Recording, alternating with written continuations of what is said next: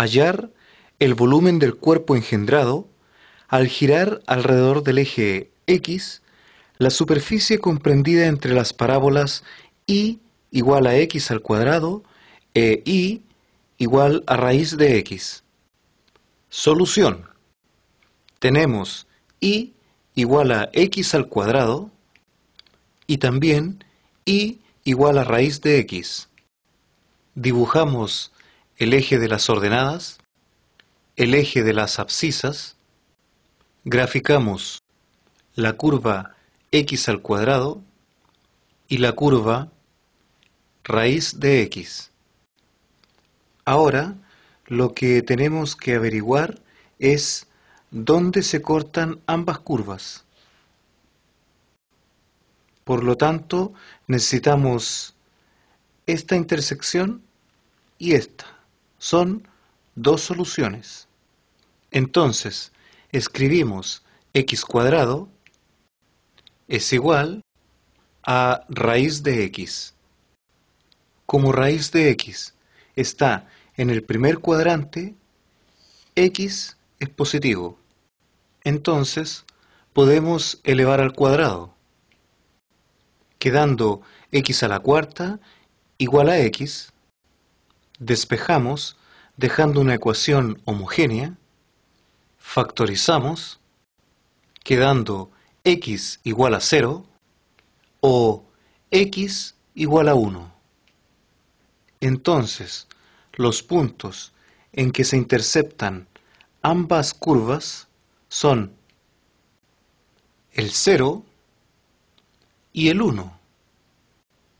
Luego, tomamos algún x del intervalo entre 0 y 1, lo proyectamos hacia la primera curva, dándonos la imagen de x al cuadrado. Continuamos la proyección hasta la curva raíz de x, obteniendo la imagen correspondiente. A algún punto x le sumamos el defecto de x y unimos ambos extremos. Unimos ambos extremos de cada curva de la proyección de x y luego completamos un rectángulo. Este rectángulo, al hacer girar la gráfica en torno al eje x, vamos a obtener un cilindro, del cual vamos a calcular el volumen y vamos a integrar entre 0 y 1. Aquí tenemos el sólido de revolución, o mejor dicho, la gráfica hecha rotar en torno al eje X. Podemos ver que aquí claramente, al hacer rotar la gráfica, se define un cilindro. Un cilindro que tiene un orificio en medio. Nosotros vamos a extraer este cilindro y le vamos a calcular el volumen. Aquí tenemos el cilindro extraído del sólido de revolución.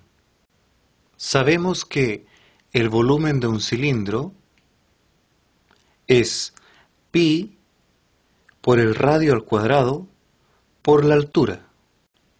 Y la altura de nuestro cilindro es delta x. La altura del cilindro es delta x, puesto que entre x y x más delta x está delta x. O sea, todo este tramo mide delta x. Ahora, el radio del agujero del cilindro mide x al cuadrado y el radio de todo el cilindro mide raíz de x. El radio del agujero mide x cuadrado, puesto que, como se está haciendo girar la gráfica en torno al eje x, la distancia que hay entre el eje x y la imagen de x es x al cuadrado. Ese es el radio del agujero del cilindro. Y el radio mayor del cilindro está entre el eje x y raíz de x. Es por eso que el radio general mide raíz de x. Ahora, al tener todas las medidas del cilindro, podemos hacer el siguiente cálculo. El volumen del cilindro será el volumen del cilindro mayor menos el volumen del cilindro menor. Factorizamos por pi y por delta x, que es el defecto, o mejor dicho, la altura del cilindro. Se piensa que mientras la altura del cilindro tienda a cero, significa que el cilindro va a ser cada vez más delgado. Como la altura del cilindro tiende a cero, entonces la cantidad de cilindros que puede caber en la gráfica tiende al infinito. Entonces, es lógico pensar que mientras más cilindros quepan en el sólido, más nos aproximamos al volumen real del sólido.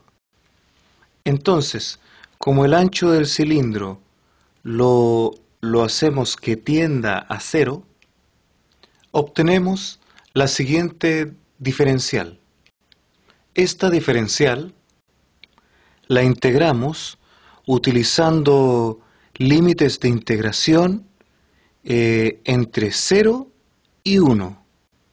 Eso es porque nuestra gráfica está comprendida entre los puntos 0 y 1.